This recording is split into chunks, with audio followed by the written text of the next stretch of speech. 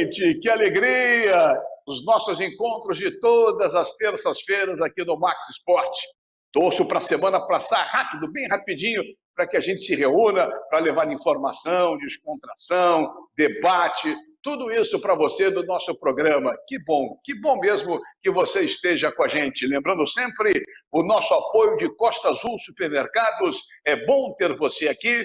A ACM é muito mais que uma academia. E RenTV, do meu querido amigo Júlio Cosentino, comprar para quê? Aluga, é muito melhor. E começando a tocar a bola nesta primeira fase do nosso programa, queridos mosqueteiros, gente, você vai ser ele, o simpático Otávio Bocão, além do Otávio Bocão, apareceu assim, óculos, só para me contrariar.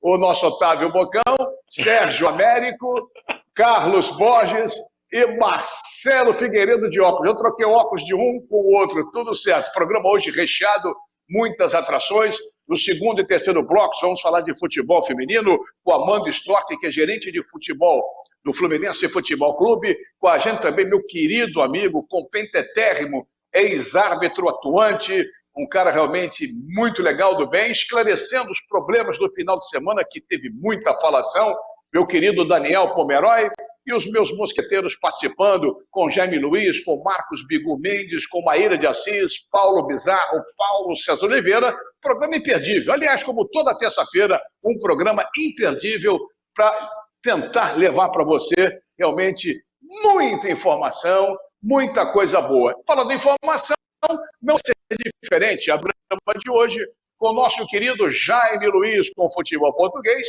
como a Liga dos Campeões. Olha o Jaiminho aí, todo de azul, tá que nem eu, todo de azul, todo bonitão lá, o rei de Porto Real, chegando, e até porque a fase final da Liga dos Campeões aconteceu em Portugal. Tudo certo, Jaime? Tudo bem, Mazela, estamos aí para mais umas notícias, enfim, com o final da Champions, tudo legal. Bom, eu não sei qual a relação. Levanta o dedo quem é o primeiro, que nem no colégio. Quem é o primeiro a fazer pergunta para o Jaime? Carlos Borges, vai você. Carlos Borges. Tudo bem. Um abraço, meu querido Ricardo Mazella, um abraço aos nossos companheiros, ao pessoal que está curtindo o Max Esporte. Jaime Luiz, o Bayern de Munique mereceu esse título da Champions? Será que mereceu mesmo? Jaime Luiz, boa noite. Na verdade, até eu tenho dúvidas até agora, até porque eu acho que foi um jogo muito igual. No primeiro tempo, o domínio pertenceu ao Paris Saint-Germain, gols perdidos por parte dos franceses, e no segundo tempo, o Bayern de Munique acabou fazendo o gol numa jogada de linha de fundo, em que um francês fez contra o Paris Saint-Germain seu ex-clube. O Kent Coman foi jogador da equipe do Paris Saint-Germain desde novo, e saiu de lá aos 20 anos para a Juventus da Itália.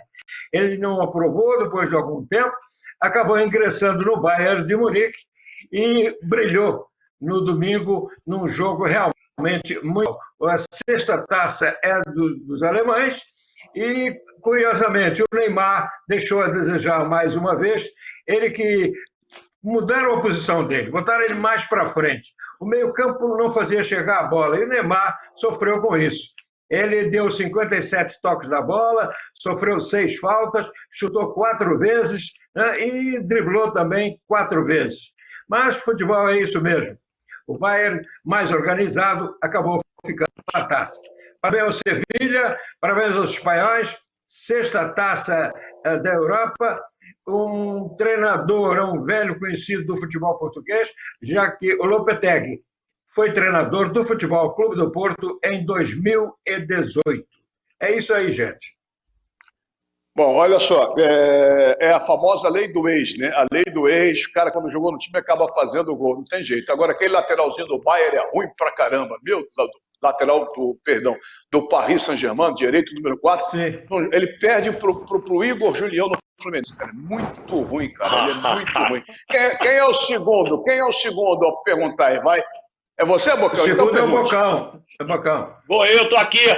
Muito boa noite, Mazella, a todos os meus companheiros. Vou discordar, uma singela homenagem aqui ao Bayern de Munique, ó, campeão, merecidamente por tudo que fez durante a Liga dos Campeões, um time mais competitivo, um coletivo muito forte. Mas eu queria saber do Jaime Luiz, muito também, Jaime, Já teremos a data para o sorteio da Liga dos Campeões? Não, ainda não temos, porque o sorteio vai ocorrer aí. Agora haverá uma fase preliminar de classificação para vários clubes, entre eles o Benfica, por exemplo. Mas só o Futebol Clube do Porto, só os campeões, já têm o seu destino no sorteio, que é o pote número 1, o pote mais importante. O Real Madrid, o Liverpool, a Juventus, o Munique, o Paris Saint-Germain e agora o Sevilla, que entrou, e o Futebol Clube do Porto no pote 1. O Benfica, se vencer a fase preliminar, que será em setembro, o adversário vai ser conhecido nos próximos dias.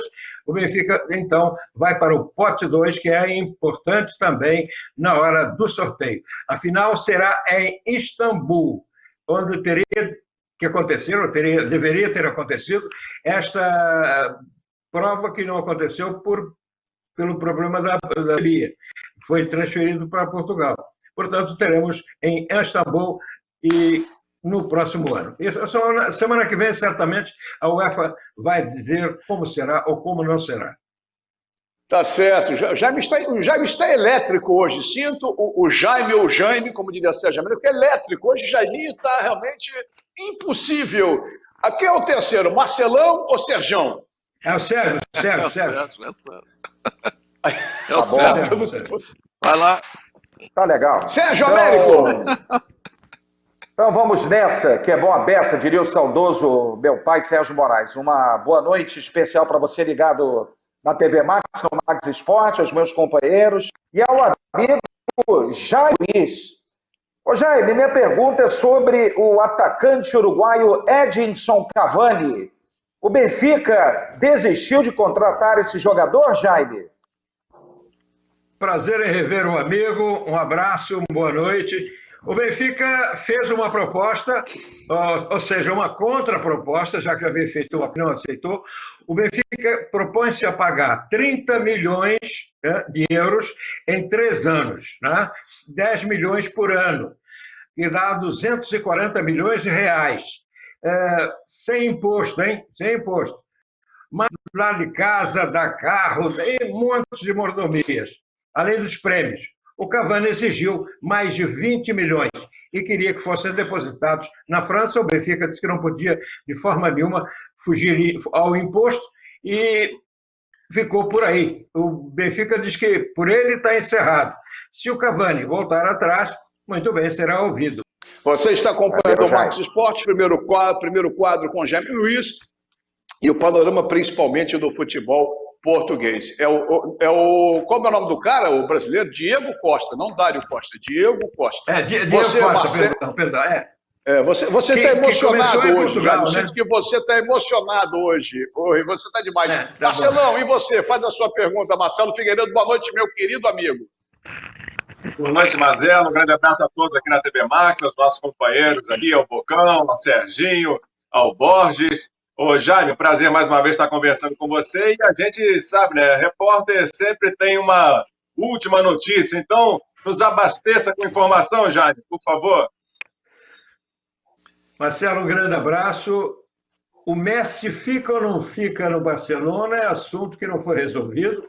O Koeman, que é o futuro treinador, já está trabalhando, inclusive, em Barcelona, disse que deseja que ele continue, mas ele ainda não deu o sim, não. Mas a situação dele é meio complicada, já que o passe está fixado em 700 milhões. Se ele ficar no Barcelona até janeiro, ele é obrigado depois a renovar o contrato, ou então ele vai denunciar, isto é, será livre, passe na mão. Vamos ver o que é que vai acontecer. PSG vai fazer modificações? Vai. O atual técnico, o alemão, o Thomas Tuchel, é possível que dance ainda essa semana. O brasileiro Alex Telles, do Futebol Clube do Porto, interessa ao Barcelona, cujo passe custa 20 milhões de euros. Jesus continua fazendo uma relação de jogadores que quer, um goleiro, um lateral esquerdo, um meia, mais um atacante, e o Benfica está procurando.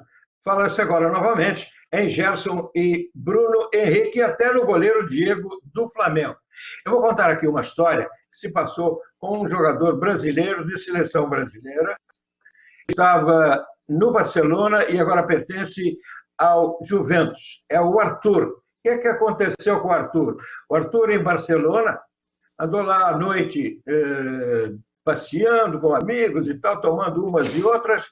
O resultado é que ele pegou no seu carro uma Ferrari, entrou na Calle de Sierpes, que é perto do Cais do Porto. Pois bem, subiu na calçada e se enfiou num poste. Veio a polícia, sopra aqui, sopra ali, acusou o nível de álcool acima do normal, perdeu a carteira e foi multado. É isso. Agora, como última notícia, os jornais esportivos de Portugal, ontem, na segunda-feira, portanto, deveriam ter estampado nas primeiras páginas que ganhou o Bayern e mais não sei quanto, fez isso, deram chamadas.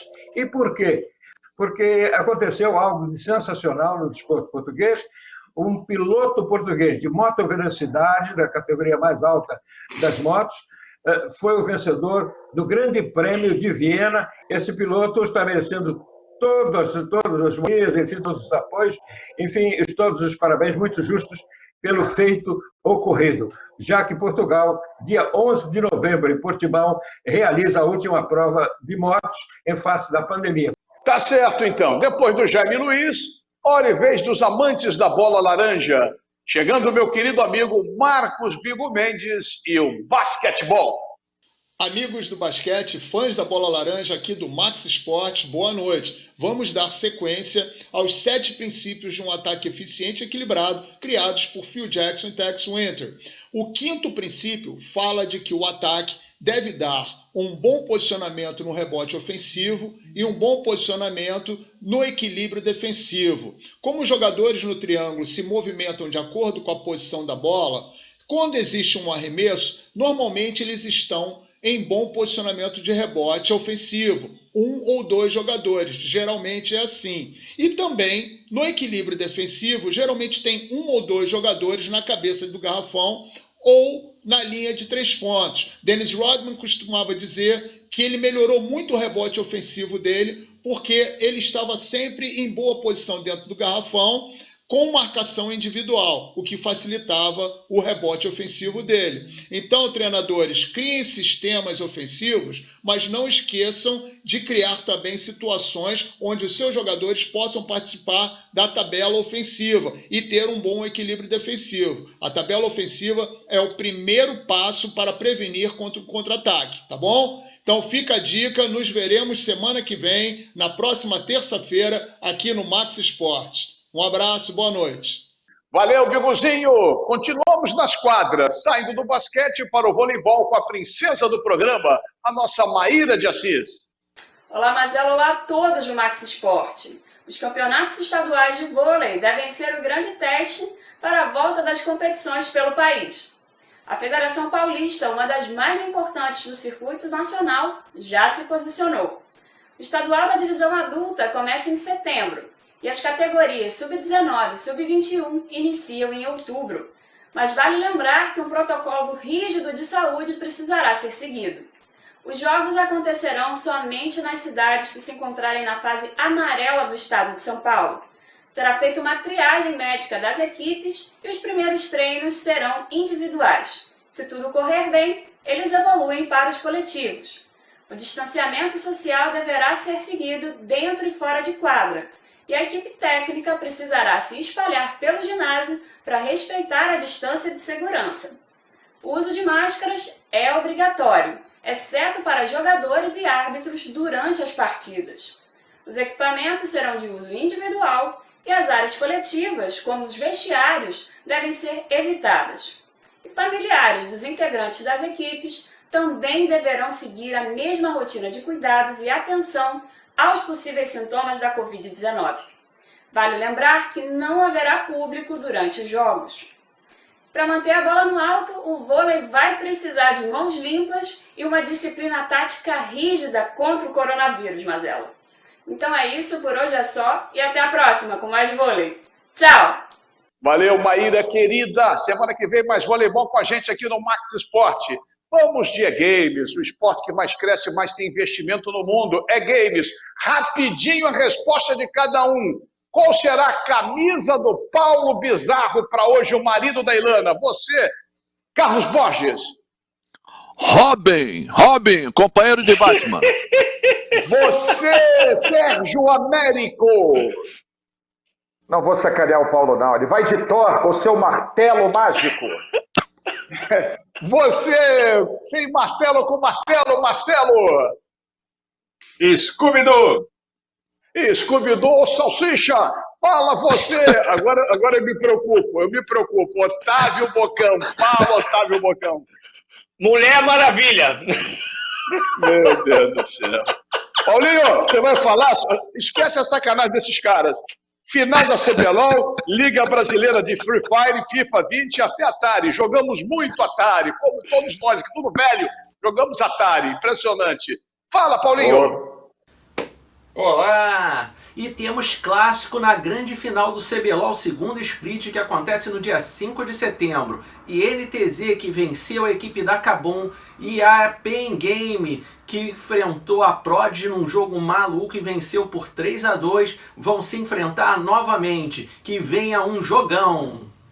No Free Fire foi dada a largada para o terceiro split da Liga Brasileira, com estreia do Flamengo na competição. Por enquanto ele está na 15ª posição. Quem chegando foi a equipe da SS, que ocupa a primeira colocação, seguido de perto pela Black Dragons, equipe da Fúria e Santos. Vem mais quedas por aí no dia 29 e 30. Buia! Falando em times de clubes tradicionais, o Bom Sucesso vai disputar amanhã, dia 26, a final da Liga Brasileira de FIFA 20. Dá-lhe, Bom Sussa!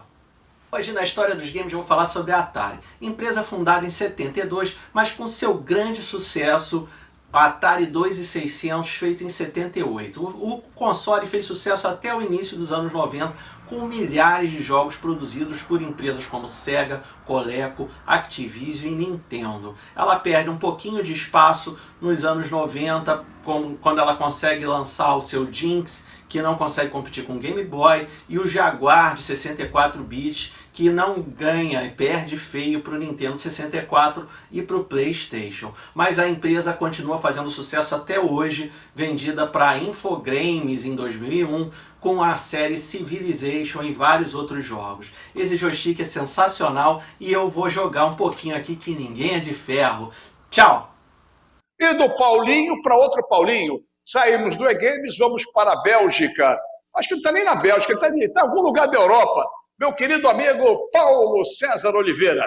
E esse fim de semana chegou então ao final as competições europeias.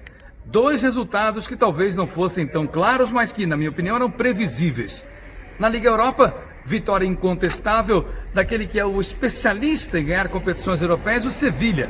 Em termos de Taça UEFA e depois Liga Europa, o Sevilha é sempre uma equipe a se ter em conta. Conseguiu ultrapassar a Inter de Milão, que tinha inclusive um elenco superior, mas que não tinha a experiência que tinha a equipe espanhola. Mais uma vez, uma conquista e em outra oportunidade muita raça para vencer por 3-2, um jogo que chegou inclusive a estar a perder. Em relação à Liga dos Campeões, o resultado mais evidente, o Bayern de Munique, que era a minha aposta desde janeiro, conseguiu realmente a vitória final de maneira incontestável, 1-0 contra a equipe do Paris Saint-Germain. Outra competição importante é a Liga das Nações, que vai classificar equipes para os playoffs do Campeonato Mundial de 2022. Por isso, vai ser um ano cheio, onde as datas vão ser muito bem geridas, sob pena de não ter condições de conseguir de forma inteligente e correta terminar a temporada para todas as equipes e para todas as seleções. A gente vai aguardar e ver qual será então o resultado de um ano pós-pandemia, que gera grande expectativa, tão grande como no ano da pandemia. De Ponta Delgada, nos Açores, em Portugal, Paulo César Oliveira. Maravilha, Paulinho, legal, bacana, sensacional, extraordinário, como diria Carlos Borges. É isso aí, Paulo, forte abraço, meu querido, com as informações diretamente da Europa. Daqui a pouquinho, na segunda parte do programa, uma entrevista muito interessante, legal, bacana, com 2 figuras muito queridas. A nossa Amanda Storck, que é gerente de futebol feminino do Fluminense, vamos falar sobre o futebol feminino, o momento do futebol feminino, com a presença também de Daniel Pomeroy, uma grande figura, um dos maiores atos da história do futebol de salão, de futebol de campo, uma figura querida, uma figura ilibada com a gente aqui, para falar também dos lances do final de semana, do último final de semana, e o que vai acontecer a partir de amanhã com rodada da Copa do Brasil. Está aí, daqui a pouco, portanto, a Amanda e o Daniel Pomeroy com a gente no Max Esporte, porque o Rio corre para Max.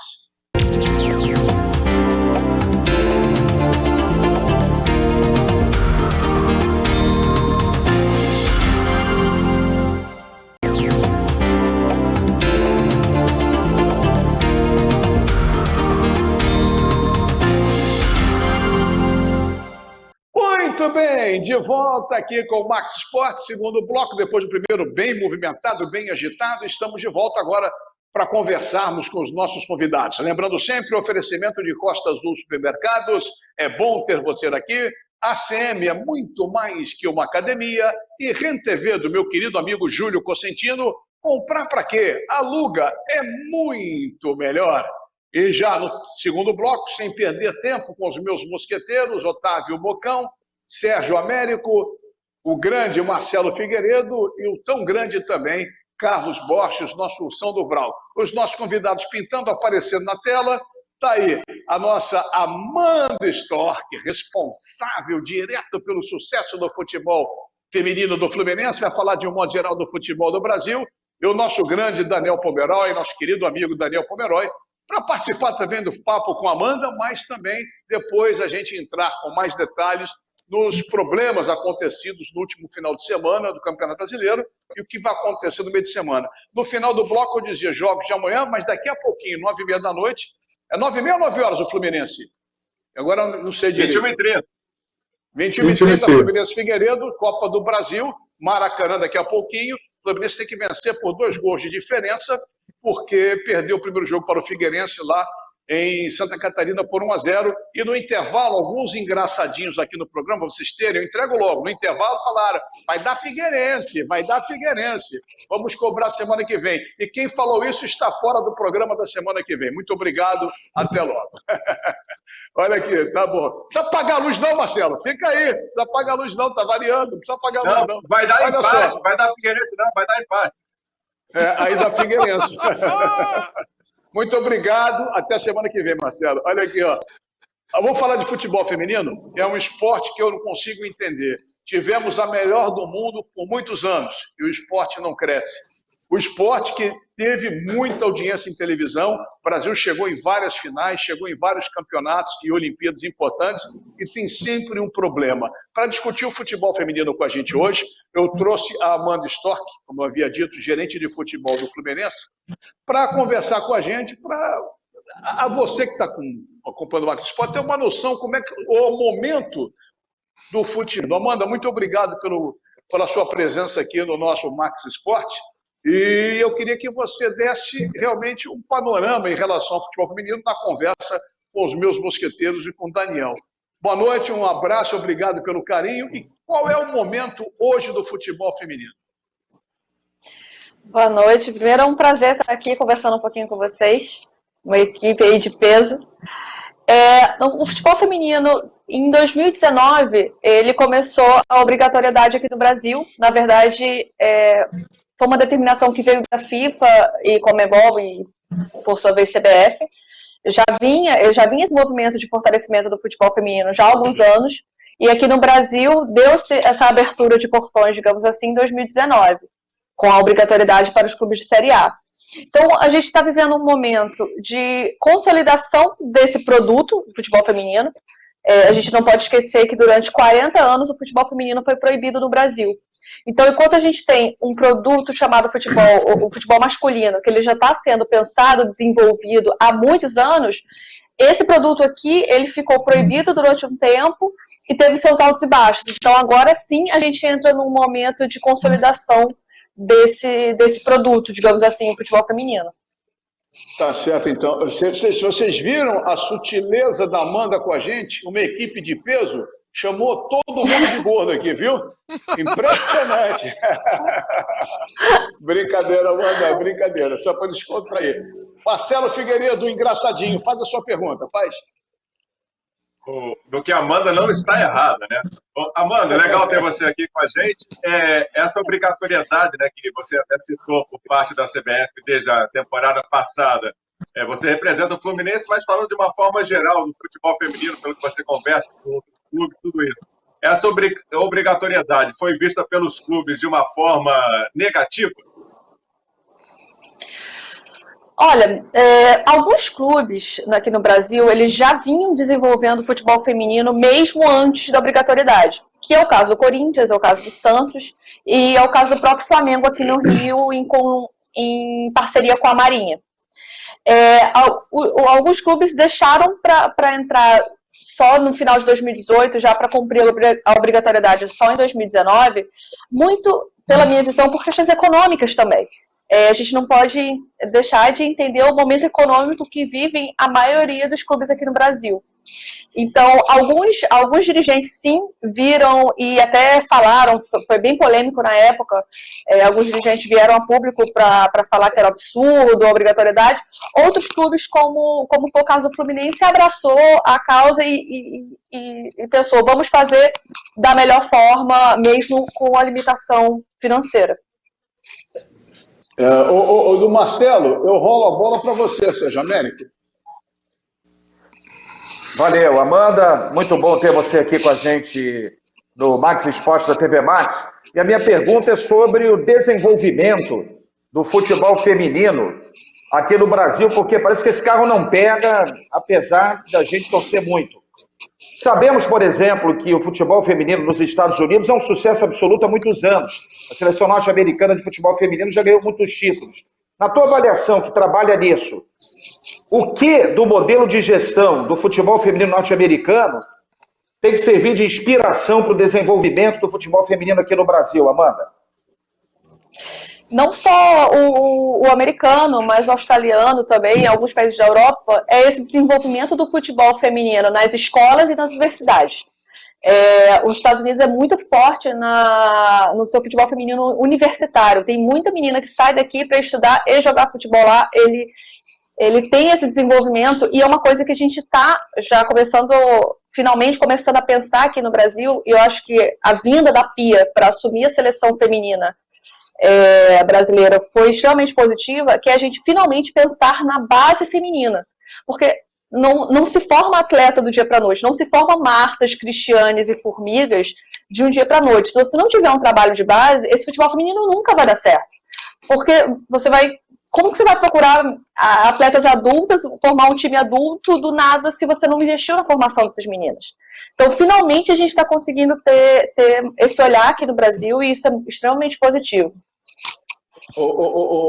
Amanda, querida, para quem não está acompanhando o futebol feminino, quem é a Pia? A Pia é onde você lava a louça, não é isso? Eu nunca sei falar o sobrenome dela, mas ela é uma sueca, a Pia Sundhage. Eu não sei falar muito bem o sobrenome, mas ela assumiu a seleção brasileira feminina o ano passado. Ela é sueca, mas ela também já treinou a seleção americana.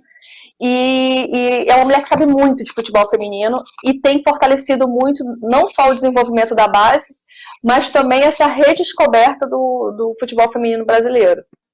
É importante para esclarecer, para quem não acompanha o futebol feminino, ter uma noção de quem você está falando. Eu fiz a brincadeira com a Pia. Aliás, o nosso poliglota do programa, ele fala espanhol, fala árabe, fala tudo. Nosso Otávio Bocão, faça uma pergunta, Octávio Bocão, por favor. Boa noite, Amanda. É um prazer tê-la aqui no programa Max Esporte. Eu vou seguir um pouquinho a linha do Sérgio Américo, porque a pergunta foi muito interessante.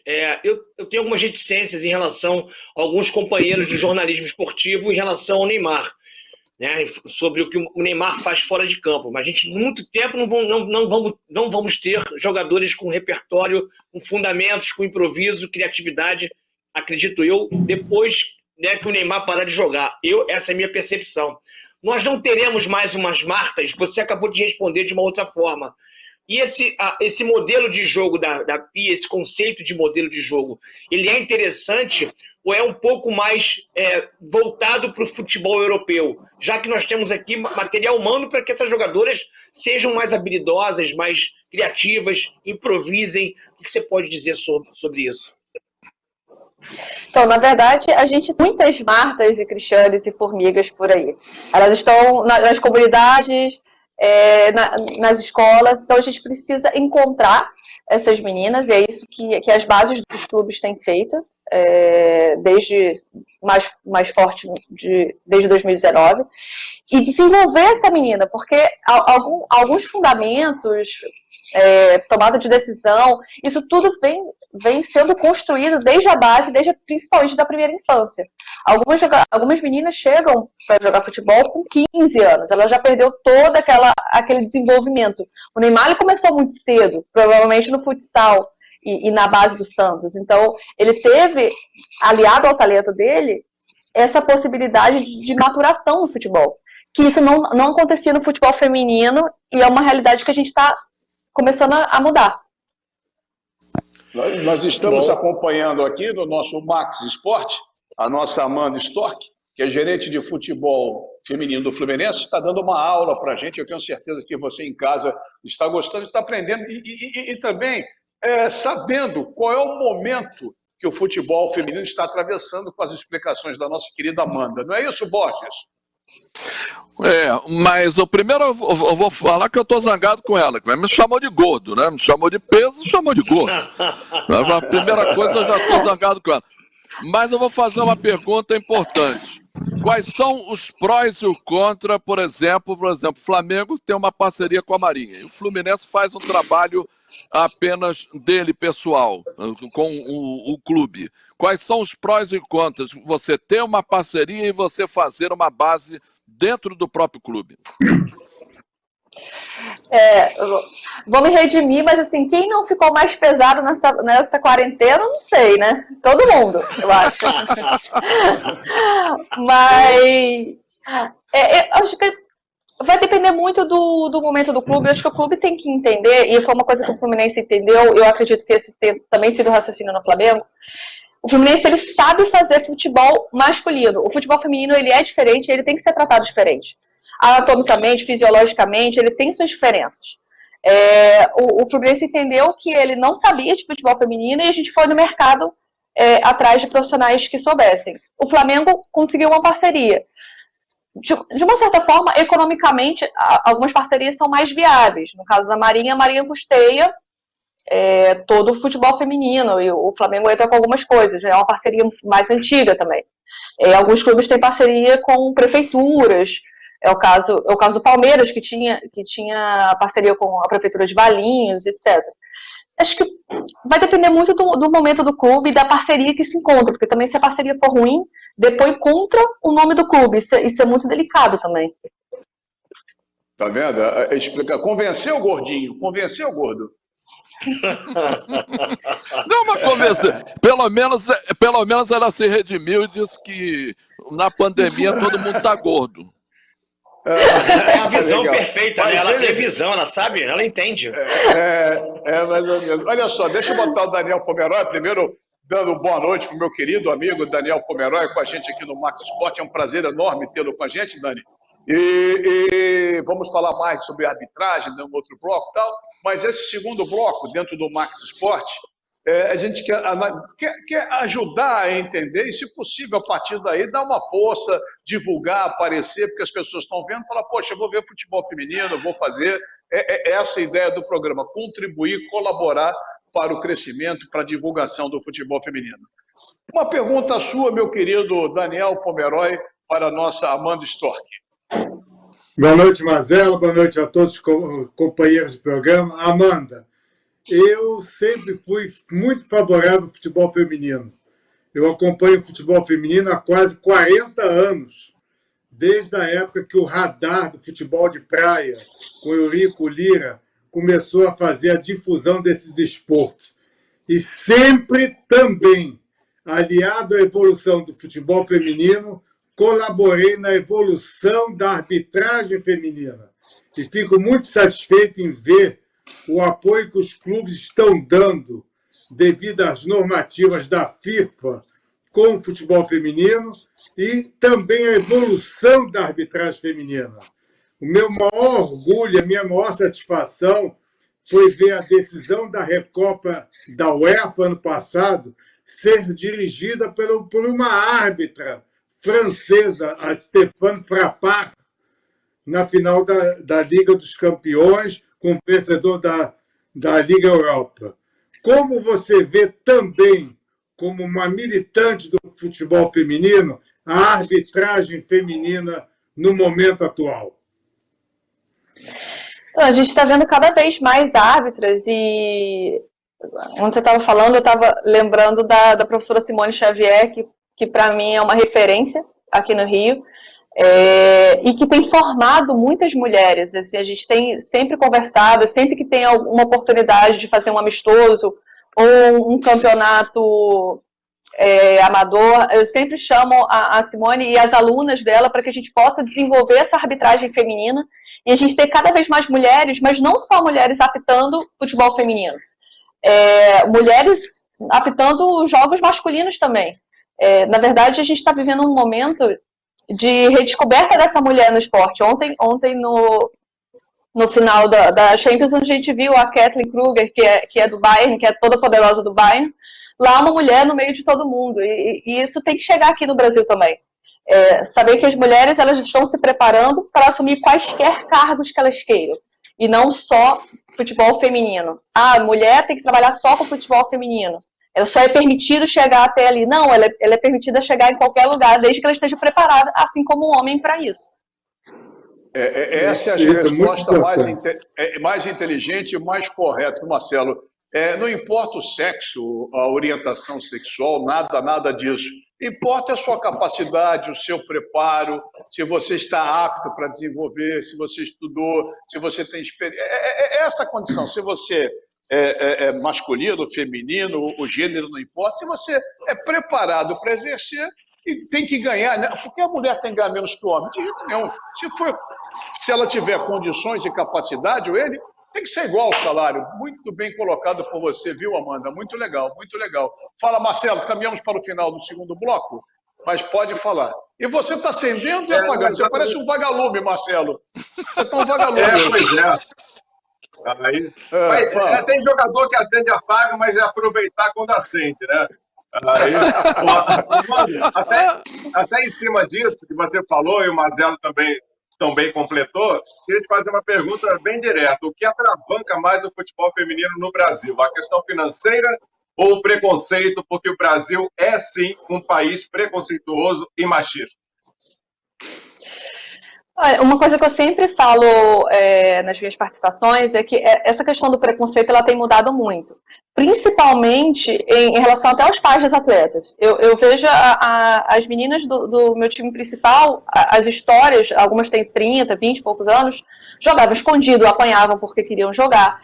Essa nova geração, não. Os pais levam, os pais estimulam, então a gente já começa a ver até a partir dos próprios pais, uma mudança de atitude em relação ao futebol feminino. Por que você diz, principalmente dentro do campo? O Daniel até sumiu já, ficou até nervoso, sumiu. Fala.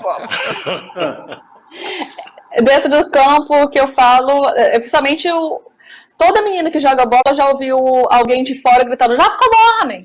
Por que eu tenho que jogar como homem? Eu posso jogar como uma menina. Ou então, em times mistos, porque em algumas escolinhas de futebol ainda tem muito, os pais, você vai perder para uma garota? A menina ainda escuta muito esse tipo de coisa, ou fazendo associações em relação à sexualidade dela, como se ela fosse ser obrigada a ter um padrão XPTO porque ela joga futebol. A gente ainda ouve isso, mas isso tem mudado um pouco, pelo menos. Não, legal. Qualquer mudança, lento ou não, mas é uma mudança, isso é importante. Olha só, gente, estamos caminhando para o segundo bloco, então, perguntinhas bem rapidinhas para a nossa querida Amanda, para que ela está expondo com muita clareza, com muita inteligência. Estou encantado com a sua entrevista, está muito bom, viu, Amanda? Eu tenho certeza que o pessoal que acompanha o Max Sport está gostando e está tendo uma noção ampla, não só dentro do campo, mas uma noção geral do esporte. Fala, Bocão, todo mundo no pique agora, por favor. Eu queria saber da Amanda, qual é o time mais organizado hoje do futebol feminino? Olha, o mais organizado, acho que são dois, principalmente. Seria o Santos, que tem um trabalho bem desenvolvido, e o Corinthians. São 2 trabalhos aí que já estão sendo desenvolvidos há algum tempo, e eles chegam muito organizados. E a Ferroviária também, que foi campeã ano passado do Campeonato Brasileiro. O Corinthians ganhou a Libertadores feminina, então são times aí bem organizados. Para ilustrar, é a Ferroviária de Araraquara, interior de São Paulo, só para o pessoal em casa ter uma noção. E você, Sérgio? Mazela, dentro da linha do que disse o amigo Marcelo Figueiredo, queria saber da Amanda, que tem um cargo executivo. Nessa questão, que eu também repudio, do machismo da sociedade brasileira, do preconceito que existe ainda em cima do futebol feminino, é complicado a questão de captação de patrocínios para o desenvolvimento do esporte, Amanda? O que mais atravanca, eu acredito, pela minha experiência, a captação de patrocínio é a falta de visibilidade. Aí a gente entra naquela discussão, quem vem primeiro, o ovo ou a galinha? Vão ser campeonatos mais fortes e aí vai ter visibilidade, ou faz campeonato e a visibilidade vem depois? Então, essa falta de visibilidade, o fato da maioria dos campeonatos, dos nossos jogos, não passarem em TV aberta, isso dificulta muito, porque o patrocinador quer saber onde a marca dele vai passar. Então, isso ainda atravanca muito, e acabam que os próprios clubes é que sustentam o futebol feminino deles hoje, por essa falta ainda de visibilidade. Para fechar a entrevista com a nossa querida Amanda Stock, gerente de futebol do Fluminense, Daniel voltou. Seja bem-vindo, viu, Daniel? O Carlos Borges e a pergunta para finalizar a nossa querida Amanda. Amanda, eu queria saber de você, qual o destaque do time do Fluminense? Qual a jogadora que você diz, essa jogadora vai ser destaque no futebol brasileiro? Tem uma menina de 16 anos que está na seleção sub-17 nesse momento, chamada Luane, que ela joga em várias posições e ela é espetacular. Eu acho que a gente vai ouvir muito falar dessa menina. É muito jovem e já está dando muito o que falar. Ela também joga no nosso time principal, no adulto, porque ela é realmente fora do normal. Olha só, uma coisa começa a puxar outra, eu estou com o tempo estourado já do segundo bloco, mas além de agradecer rapidinho, o futebol, o passe é do clube, como é que funciona isso? Já em cima da pergunta do Bosch, me pintou essa pergunta. Hein, Amanda? Quando a gente forma jogador, o processo assim, é igual ao dos meninos. A questão é que ainda a gente não tem um mercado muito desenvolvido no futebol feminino que renda, que a gente consiga ganhar com uma venda de jogador. A gente ainda não tem isso tão forte, mesmo que seja para fora do país. A gente espera que esse mercado se desenvolva e que a gente possa ganhar formando também jogadoras, assim como a gente faz com os meninos aqui no Fluminense. Maravilha. Se faltou alguma pergunta para você se despedir da galera aqui do Max Esporte, e desde já agradecendo muito sua presença, foi muito legal, muito interessante, explicando muita coisa, elucidando muita coisa. Faltou alguma pergunta, alguma coisa que você queira falar? Fica à vontade. Eu queria fazer um agradecimento, posso? Claro. Eu vi que a REN-TV é um dos patrocinadores do programa e eu queria agradecer porque a REN-TV apoia o futebol feminino do Fluminense, ele é um dos nossos patrocinadores. Eu queria muito agradecer porque é um espaço muito importante e mesmo a gente não tendo visibilidade, a REN-TV nos apoia e acho que a gente vai crescer todo mundo junto e acho que esse é o objetivo do futebol feminino. Tá, Júlio Consentino. Júlio Consentino. Alô, Júlio. Vou aumentar o valor do patrocínio aqui no programa, hein, Júlio? Depois dessa, hein? Vou aumentar a cota, hein? Vou aumentar a cota aqui. Alô, de Boné. Alô, Mário Reis. Olha só, mais uma coisa para a grade aqui. Tá bom, querida Amanda? Tá ótimo. Obrigada. Obrigada, meninos. Foi um prazer falar com vocês. Valeu. Foi um prazer. Obrigado, Amanda Stock, gerente de prazer futebol do Fluminense aqui do futebol. Você não falou que está apaixonado, hein, Bocão? Desculpa, viu, Amanda, mas eu não resisto. O Bocão é o nosso galã do programa. Não, ela disse os meninos, mas ela falou só a mim, né? Meninos, né? Menino sou eu aqui. Não, né? meninos eu. Menino sou eu. Tá vendo, Amanda? Tá vendo, Amanda? Um beijo pra você. Daqui a pouco a gente vem para a reta final do nosso Max Esporte, porque o Rio corre para Max.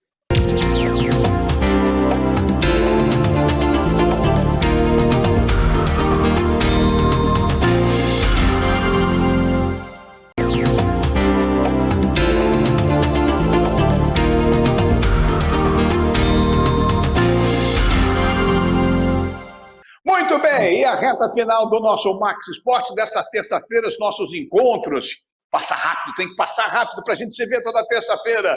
Com apoio de Costa Azul Supermercados, é bom ter você aqui. ACM, muito mais que uma academia. E RenTV, comprar para quê? Aluga, é muito melhor. E já na reta final, com as presenças de Sérgio Américo, Otávio Bocão, do nosso Marcelo Figueiredo e também do Carlos Bosch chegando. E também, agora, o nosso Daniel Pomeroz, seguindo junto, falar de futebol. Daqui a pouquinho, 9h30, bola rolando no Maracanã para Fluminense e Figueirense. O Fluminense tem que ganhar porque perdeu o primeiro jogo de 1-0. Amanhã tem no Paraná, tem Paraná Clube e Botafogo, lá no Durival Brito, e também em Goiânia, lá na Serrinha, o Serra Dourada não está sendo utilizado, Goiás contra o Vasco da Gama. Vamos falar um pouquinho de Copa do Brasil, depois eu quero abordar também os problemas de arbitragem, foi muito falado, o Flamengo, pênalti, que negócio todo, e a competência do Daniel para esclarecer para a gente. Vamos começar todo mundo sempre no pique, para que tudo dê tempo para falar. Começando com o jogo daqui a pouquinho. Marcelo, eu começo com você, porque você está secando o Fluminense. Agora, sinceramente, você acha que o Fluminense tem condições de ganhar o jogo de daqui a pouco? Não, estou secando o Fluminense, não. Cobri o Fluminense por quase 10 anos na Super Rádio Brasil, com o Romário, com o Edmundo, com todo mundo lá. Acredito que sim, ainda mais embalado pela vitória em cima do Atlético lá na Arena. 1-0 é uma vitória simples, lembrando que não tem gol fora já desde o ano passado na Copa do Brasil. Se o Fluminense ganhar 10-9, vai para pênalti do mesmo jeito. Acredito sim que o Fluminense possa eliminar o Figueirense ainda no tempo normal, Marcelo. Ou qual a postura que o Fluminense ou você espera, Sérgio Américo, do Fluminense daqui a pouco? Uma postura ofensiva tem que ser, né? Partir para o resultado. E eu creio que o bom resultado do Fluminense diante do Atlético Paranaense pelo Campeonato Brasileiro não deixa de ser um grande estímulo para essa equipe, que dá sinais de que pode se recuperar no Brasileiro e também pode se classificar na Copa do Brasil. Agora, na minha avaliação, Mazela, deixa o Fred de fora, né? Porque realmente o Fluminense... Oi? Não, o Fred está fora, o Fred não vai jogar. Pois é, exatamente, que ele continue de fora, porque foi uma contratação para o marketing, mas não se trata, na minha opinião, de um jogador que vai resolver, está em fim de carreira. O Egídio jogando bola, ele dá uma boa situação para o Fluminense. E o Evanilson voltando, que foi poupado no Paraná, para mim, o principal jogador do Fluminense, acho que a torcida aposta as fichas nele hoje, Marcelo. É verdade. Ô Bocão, tanto o Marcelo quanto o Serginho estão dizendo que a vitória contra o Paraná deu no Paraná contra o Atlético deu uma moral muito grande. É por aí?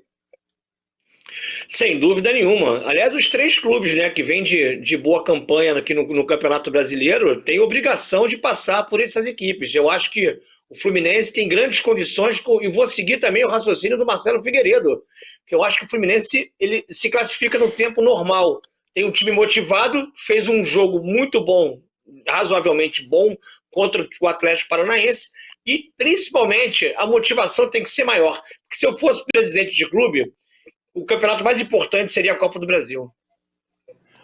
Tá certo, Bocão. Olha só, o Daniel já vai responder também, nosso querido Daniel Pomeroy. Mas, Borges, eu vou inverter um pouquinho a pergunta para você. O Figueirense anda mal das pernas, mesmo vencendo no último final de semana, venceu por 1-0, fora de casa, inclusive, mas é um time que não atravessa um bom momento, tecnicamente é um time fraco. Você acha que eles podem fazer frente, mesmo o Fluminense não sendo essa Coca-Cola toda? Eu não concordo, não. Eu acho que o Figueirense é mata-mata, é jogo mata-mata, Marcelo. Eu acho que é muito difícil. Lógico que o Figueirense, em termos de comparação com o elenco do Fluminense, o Figueirense é muito menor. Agora, eu não concordo com os três que falaram, não. Uma coisa é uma coisa, ganhar uma partida do Campeonato Brasileiro é uma coisa. O mata-mata, que é um jogo decisivo para passar para a próxima fase, é outra completamente diferente. Mas eu acho que o Fluminense tem mais elenco, tem mais time e vai passar. A arbitragem, Daniel, que se preocupa quando é um jogo de mata-mata decisivo, time da casa? Como é que você pode dizer a respeito disso? Sem dúvida nenhuma. O ar tem que ter muito mais capacidade de dominar o espetáculo. E hoje, no Maracanã, vamos ter Felipe da Silva Gonçalves, de Minas Gerais, em que toda a comissão de arbitragem mineira aposta a ficha nele para ser um futuro árbitro da FIFA, substituindo Ricardo Marques Ribeiro. Então você atesta esse cara, então? Ele até agora tem tido boas arbitragens no Campeonato Brasileiro e no Campeonato Mineiro que eu tenho assistido. Perfeito. Mas olha só, antes de... Oi, fala. 10 segundos. O Borges discorda da gente, mas acha a mesma coisa. Não. Pera aí, deixa eu me explicar. Eu discordei em função de que vocês falaram. Venceu o Atlético Paranaense, venceu no Campeonato Brasileiro, então está motivado e vai vencer o Figueirense. Não, uma coisa não tem nada a ver com a outra, nesse sentido. Mas eu acho o Fluminense muito mais time, muito mais elenco do que o Figueirense. O Sérgio Américo quer falar, olha o dedo dele lá, grandão. Não, porque, Mazela, essa situação do Borges me lembra uma história do saudoso Jairo de Souza. Fazia trânsito na Rádio Tupi. Aldenir Menezes chamou ele no programa Comando Maior, Jairo de Souza e o trânsito. O Jairo respondeu, trânsito lento, porém bom. Acho que é mais ou menos a mesma coisa que o Borges disse, né? Não, eu falei em relação ao brasileiro com a Copa do Brasil. Não venham me confundir. Mas é nível de motivação. Olha só, às 7 horas da noite, Paraná e Botafogo lá. Eu começo com o botafoguense e você, Otávio Bocão. Lembrando, nós temos vários assuntos. Fala, Bocãozinho. Paraná faz uma ótima campanha no Campeonato Brasileiro. Paraná é líder do Campeonato Brasileiro da Série B. Então o Botafogo terá uma dificuldade, até porque é aquilo que a gente falou aqui anteriormente. A nível de motivação, essas equipes, e principalmente por ser mata-mata, né, o Botafogo ganhou o primeiro jogo, o Paraná tem que ir para cima. O Botafogo tem que ter uma postura um pouco mais defensiva e jogar no contra-ataque, já que pode jogar com resultado debaixo do braço. Tá 1-0 Botafogo. Eu vi o jogo do Paraná ontem contra o Operário, primeiro tempo, segundo tempo depois eu vi. Eu achei muito bem arrumado. Oi, Daniel, eu achei muito bem arrumado o time do Paraná. Não sei se você está acompanhando. Eu não acompanhei muito, eu acompanhei só alguns lances ontem de manhã, na segunda-feira, os lances desse jogo, realizado no Paraná, mas não pude observar muito, porque nós estávamos domingo no Flamengo e Botafogo no Maracanã, mas é um time enjoadinho e a arbitragem será paulista de Vinícius Furlan, um árbitro de altos e baixos nas suas campanhas de direção de jogos de futebol. É verdade, é verdade. Ô Sérgio, o Paraná e Botafogo, a linha de raciocínio sua é igual para Fluminense e Figueirense? Olha, em parte sim. Acredito que o Botafogo tem tudo para se classificar. Agora, eu vi ontem, por exemplo, Grêmio e Vasco da Gama, e acho que o Botafogo está com um problema parecido com o do Vasco. O que acontece? O contra-ataque em velocidade do Botafogo tem sido uma arma. Está jogando assim, fechadinho no contra-ataque, está dando certo. Só que a falta de criatividade dos homens de meio campo do Botafogo, para a bola chegar na frente, está meio complicado. Na hora da solução do toque final, está meio complicado. Isso pode prejudicar o Botafogo, como prejudicou o Vasco ontem. Acho que Vasco e Botafogo são irmãos nisso. Mas, de qualquer maneira, ainda acredito que o Botafogo passa. Até porque o rendimento de Nazário e Honda está muito abaixo. É verdade, Bocão, você tem razão. Sim. O Marcelo vai dizer que agora você cobriu o Botafogo, por isso você vai torcer a favor, que essa tua cascata não convenceu ninguém. Aí não. Não, cobrir, não tive a honra de cobrir, mas fiz inúmeros treinos lá no Botafogo e acredito que a vantagem do empate amanhã vai ser decisiva e o Botafogo passa. E você, Bosch, para encerrar o assunto? Concordo com o Marcelo Figueiredo. Acho que a vantagem do empate com o Bocão, acho que vai dar ao Botafogo esse favoritismo para passar para a próxima fase. Mas discordo do nosso querido Sérgio Américo. Discordo completamente do nosso querido Sérgio Américo. O que não seria impossível. Você discorda todo mundo. Rapidinho, por que você discorda do Sérgio Américo? Ficou o negócio no ar, pô. Não é porque ficou no ar? Porque ele está dizendo que é fácil, que o Botafogo vai ganhar com tranquilidade o Paraná. Não tem essa facilidade. Espero que esses botafoguenses, como o nosso Daniel Pomeroy falou que o hábito é de altos e baixos, não venham na entrevista coletiva e no campo de jogo dizer Mas só contra a gente, só contra a gente, só contra a gente. Tomara que o VAR não seja utilizado amanhã, o VAR, né? O VAR-mengo. Começou o chororô, é isso? Quer dizer, você está provocando o chororô? A gente vai falar daqui a pouquinho para não perder tempo. O programa tá voando, o programa tá bom demais. Está voando em casa, eu tenho certeza que você está gostando aqui do Max Sport, porque eles não se entendem. Cada um fala um negócio, fica esse negócio, bababá, e bababá para Vasco e Goiás, em Bocão. Vasco passa com facilidade, é um time muito bem organizado pelo técnico Ramon, tá ficando com a cara do técnico Ramon, que tem conceitos e ideias novas, por mais que não tenha uma grande equipe individualmente falando, mas o conjunto coletivo, a força do coletivo do Vasco está muito bem organizado pelo técnico Ramon. Você, Borges, vai discordar também? Vai botar pilha também, Borges? Não, eu acho o jogo dos três o mais difícil. O Goiás venceu o Atlético Goianiense na última partida, que não tem nada a ver uma coisa com a outra. Venceu lá o Campeonato Brasileiro, um confronto com um adversário, o rival direto. Mas eu acho o seguinte, dos três é o mais difícil, mesmo o Vasco... E aí eu concordo com o Sérgio Américo. O Vasco tem o problema da transição de meio de campo para o ataque. Mas o Sérgio Américo nem falou, você já concorda? Fala, Serginho. Não, valeu. Não, é aquela coisa que eu falei também quando me referi ao Botafogo. O que me preocupa no Vasco, embora concordo com o Bocão, o time está muito bem montado pelo Ramon. A diretoria acertou em colocar o jovem treinador Ramon, ex-jogador do próprio Vasco, como treinador. Eu vi Grêmio e Vasco, primeiro que eu achei um jogo chato demais. E tá vendo esse problema. O Thales Magno, depois que se recuperou daquela contusão ainda quando estava na seleção sub-23, nunca mais jogou bola.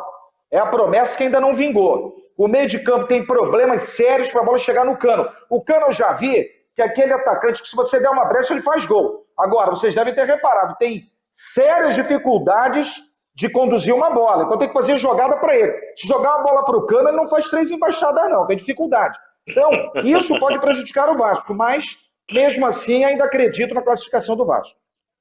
Marcelão, e aí, para fechar esse assunto? É o duelo que mais mudou. Quando o Vasco perdeu em São Januário, o Abel, ainda técnico do Vasco, quase disse, lá a gente vai perder também. É o duelo que mais mudou. O Vasco chega, ao meu modo de ver, mesmo 0-1, como favorito para se classificar.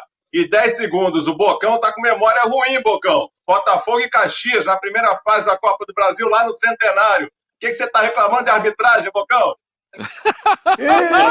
Pré-pandemia. Foi pré-pandemia, você tá louco. Pré-pandemia. Bem lembrado, que loucura Marcelo. o programa hoje. Tá uma alfinetada. Tá um programa de costureiros, hein, Daniel? Só alfinetada, hein, Daniel? Quem vai costurar na Serrinha amanhã será Ricardo Marques Ribeiro, de Minas Gerais, ex-árbitro FIFA. Jogo difícil, mas vamos ver se o Vasco vai passar. Certamente irá passar. Manda uma foto para mim depois do árbitro do Botafogo, que eu vou ficar guardadinho aqui no meu WhatsApp.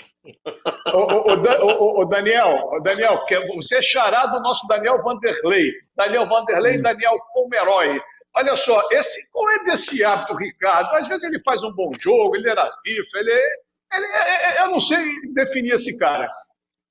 Olha, o Mazella e meus companheiros, ele teve o ano passado muito ruim, mas isso foi em função do falecimento do seu pai. Isso o abalou e ele baixou muito o nível de arbitragem. Fora do Brasil, ele tem tido boas atuações a nível sul-americano, mas infelizmente com as suas más atuações, ele foi tirado do quadro da FIFA. É um cara que nunca me convenceu muito como árbitro. Eu achei meio enrolado ele, eu não sei. Me passa uma figura, deve ser um cara legal, um cara bacana, mas como árbitro é meio complicado. Você conhece bem ele, Daniel? Não conheço pessoalmente, mas as pessoas falam o melhor dele, como ser humano. Como árbitro, ainda está devendo o mesmo nível de que ele, quando ele foi guindado ao quadro da FIFA. Que aí ele estava muito bem. Guindado é ótimo. Ele foi guindado é ótimo. Você é novo, entendeu? Você é garotão. Foi guindado. Amigos de todo o Brasil. Foi guindado. Olha só, rapidinho, porque o programa a gente combina um negócio, depois sai tudo que a gente combinou, vai tudo errado. Errado não no sentido de que fica até legal.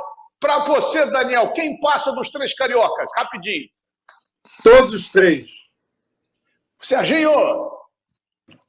Concordo com meu amigo Pomeroy. Os 3 passam. Você, Bocão? Os 3 também passam. Você, Marcelo? Os 3. Finalizar com você, Borges. Vamos ver o que você vai falar. Só o Fluminense. Botafogo e Vasco ficam na terceira fase. Vamos cobrar semana que vem. Vamos cobrar semana que vem. Olha só, gente, estamos já com quase 15 minutos do segundo bloco. É o seguinte, quero falar um pouquinho também sobre os problemas ocorridos no último final de semana. E eu quero a opinião abalizada do Daniel Pomeroy a respeito dos pênaltis no jogo do Palmeiras, no jogo do Flamengo, todo mundo botando o Flamengo como beneficiado pela arbitragem. E o que você pode dizer, Daniel? Olha, Mazella, primeiramente, o pênalti que eu pude observar na segunda-feira, ontem, foi bem assinalado. Segundo, o que determina as recomendações da FIFA. É isso aí. Por exemplo, o gol do Flamengo anulado do Bruno Henrique. Bruno Henrique tocou, mesmo sem intenção, com a bola na mão, ou a mão na bola. E isso foi favorecido ao seu companheiro, que passou a bola para o Gabigol fazer o gol. Segundo as novas recomendações, este lance deveria ser paralisado, e assim o foi. Corretamente invalidado o gol do Flamengo. E o pênalti, o nosso querido Marcelo Benevenuto estava com o braço esticado, aumentando seu espaço físico. Pênalti bem marcado, segundo as emendas às regras do futebol. Agora, o problema que muita gente está reclamando é que o gol foi aos 53, quando Sua Senhoria havia comunicado que iam ser 6 minutos de acréscimo. Foi aos 53, sim, a cobrança, mas levou mais de 3 minutos para o Leandro Pedro Voaden ir ao monitor e observar o toque do zagueiro do Botafogo, para, enfim, então, ele confirmar a marcação da penalidade máxima, que, na minha ótica, foi bem marcada. Bom, então, olha só, gente, eu não vou opinar, eu quero que vocês opinem. Vamos esquecer o jogo do Palmeiras, que é de São Paulo, a gente fica mais com o futebol do Rio, os 2 pênaltis marcados a favor do Flamengo no final. A única coisa que eu vou falar, depois vocês... O Marcelo não estava com o braço esticado, ele estava com o braço dobrado, ele fez um giro normal, não estava esticado, aberto. Só mas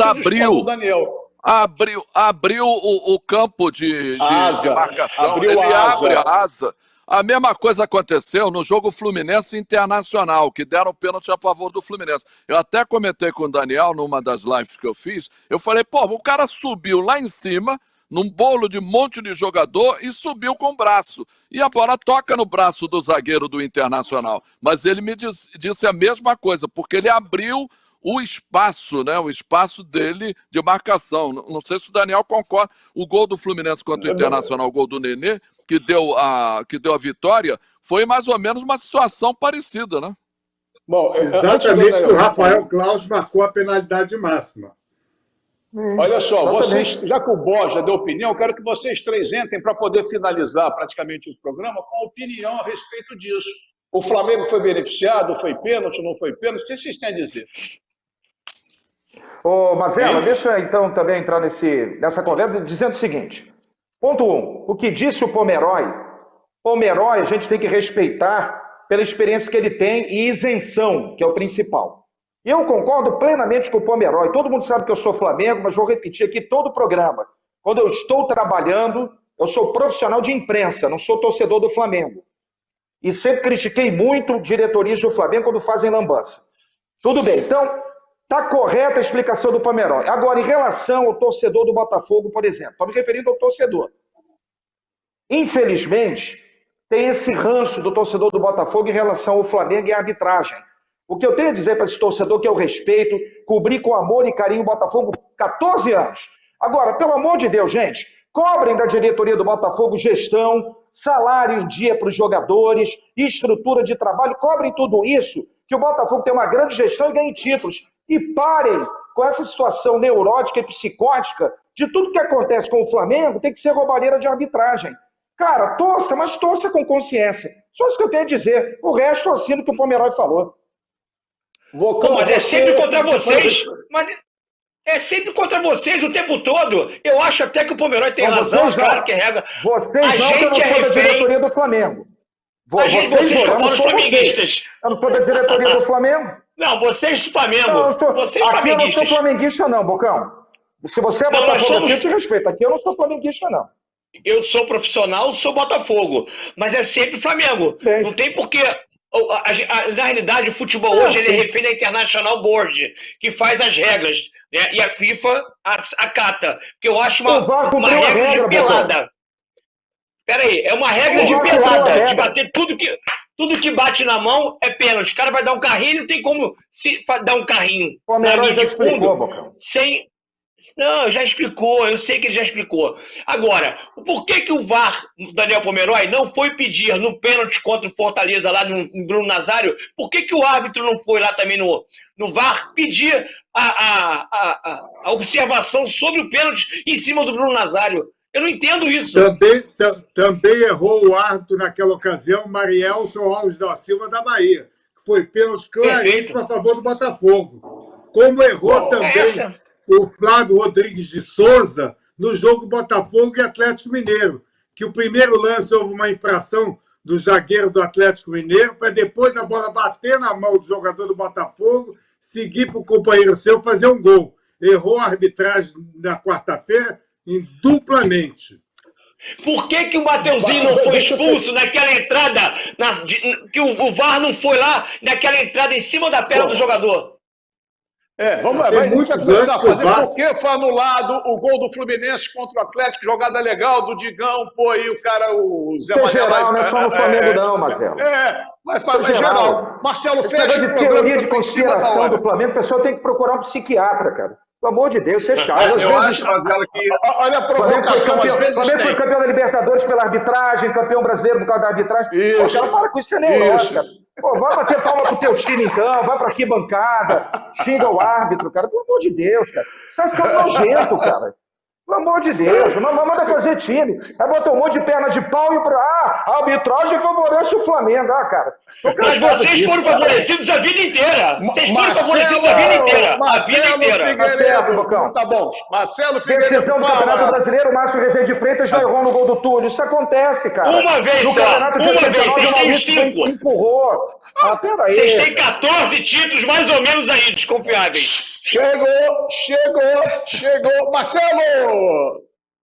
Eu acho que o VAR está indo muito nessa questão do toque de mão, né? Aí está indo muito nisso. O gol da virada do Fluminense com o Inter, o gol do Palmeiras contra o Santos agora no domingo, os dois pênaltis para o Flamengo, Grêmio e Botafogo, e o toque de mão do Bruno Henrique. Nenhum dos 5 para mim foi. Mas, como disse bem o Pomeroy, a regra mudou. Então, todos foram bem marcados. Essa é a questão. E como disse também o Bocão, é regra de pelada. Bateu na mão, parou. E assim vamos. Só rapidinho, Mazelo, o Flamengo volta a Libertadores 17 de setembro, não dia 15, 17 de setembro, 21 horas, hora oficial de Brasília, contra o Del Valle no Equador, Mazelo. Tá certo, Marcelo, então olha só, reta final estourou. Todo mundo rapidinho que eu tenho que me despedir do meu querido amigo Daniel Pomeroy. Por favor, no pique, já estou com 25, o Bira vai cortar tudo daqui a pouco. Fala. Não, rapidinho. O que importa nessa situação é o seguinte: não pode o seu Pedro Raul, o jogador, entrevistado ao final do jogo, dizer só dou para os caras, e vai o seu Paulo Torre, que é um cara experiente, e diz, não adianta reclamar sempre para eles. É sempre mesmo. Mas é isso que cria. Mas é sempre mesmo. Tá explicado aí, o Fluminense O Fluminense... Não, mas vocês são demais. Como? Chega. Esse é um outro. Vamos fazer o programa do choro. Como o Sérgio Américo muito bem. Vocês são psicóticos. Vocês são desequilibrados. Vocês são completamente tontos. Ok? Vamos fazer um programa depois só sobre as maluquices, né, Pomeroy? Pomeroy, quero agradecer você mais uma vez com a gente. Você sempre um querido amigo, competente. Você sempre que a gente pede tá colaborando. E é um prazer enorme tê-lo aqui no Max Sport, tá bom, querido? Eu que fico agradecido o convite de trabalhar, de ter a oportunidade de atuar com vocês todos, são meus amigos de muitos e muitos anos. Tá legal, então, maravilha. Me lembrei de um outro querido amigo, Arthur, meu colega, quando eu ministrava é ótimo, aula na Estácio de Sá, em jornalismo, e o nosso querido Arthur. Arthur Silva, não é isso? Arthur Gomes. Não, Arthur Nunes Gomes. Nosso Arthurzinho, cheio de história para contar também. Arthur, um beijo para você, Arthur, um beijo para o Merói, um beijo, Bocão, um beijo, Seja América, um beijo para você, Boz, um beijo, Marcelão. Beijo, Rô! Principalmente um beijo para você. Parabéns. Que nos aturou nessa terça-feira aqui com mais um Max Sport. Terça-feira que vem, 8 da noite, mais um encontro marcado. Tchau, galera, porque o Rio corre para Max. Tchau.